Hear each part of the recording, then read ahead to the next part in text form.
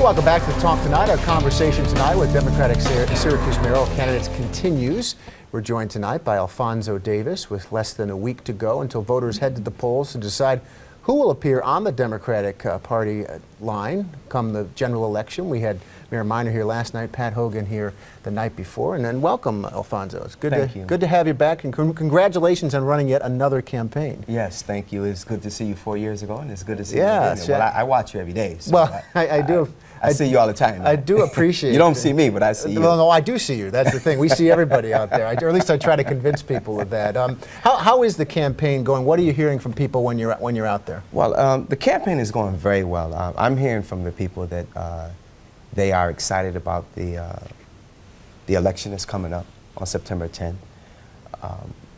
You know, when people talk about this particular election, and what I've heard from a lot of people specifically is the poll that was done by Siena College.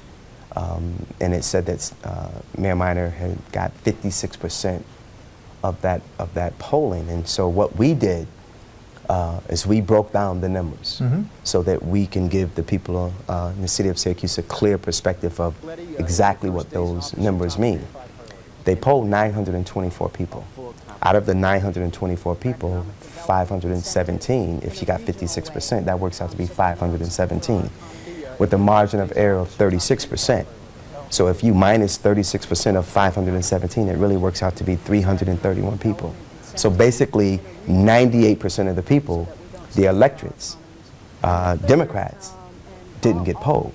And so when I give those numbers and I bring clarity to that for people, it changes the conversation. And so they're like, wow, well, why would they say she has 56%? Do people respond and tell you that they don't feel like they're being represented then? And that's exactly, Matt. That is exactly what they say is that either their vote seems as if it doesn't matter, or they're being ignored, or they're invisible. And I'm sure you've seen that a couple of times in the paper where people in the community said they almost seem as if they're invisible. And so what I'm telling the people of the city of Syracuse is that you're not invisible. I see you, and I believe in you. And on September 10th, vote Alfonso Davis and believe in me, and we can move Syracuse in a different direction.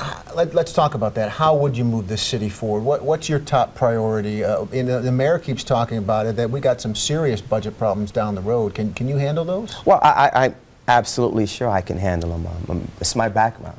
My background is finance. I'm a licensed agent. And so I deal and have dealt with, large sums of money for some time. But let's deal with where we are currently. We are in this condition because of our current administration. Let's not be fooled. When she took office, there was a surplus. We are now at a deficit.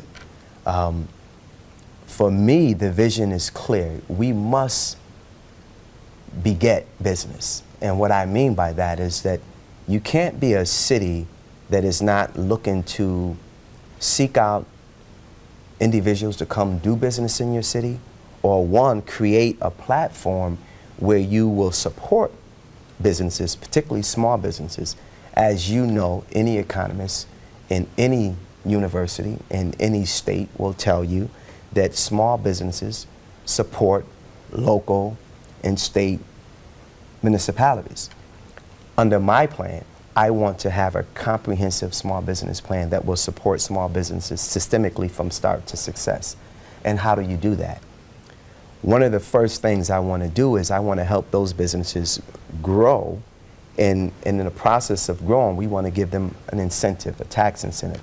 And I know most people say, oh, here we go again. Yeah, I was just going to say, here we go again, yeah. Well, what I'm proposing is that most businesses fail within 3 to 5 years because they have to deal with overhead, insurance. Barely time to get to the point of making a profit. Exactly. So if we can bring them a little relief by giving them a sliding tax scale, I'm not giving them zero tax. We'll give you a sliding tax scale. We'll start you off at a percentage. And then each year, we'll come in and we'll evaluate how the business is doing, what we can do from a city perspective to help you. And then as your business grows, we'll increase you until we can get you to 100%. That assures sustainability. That assures that this business is a viable business.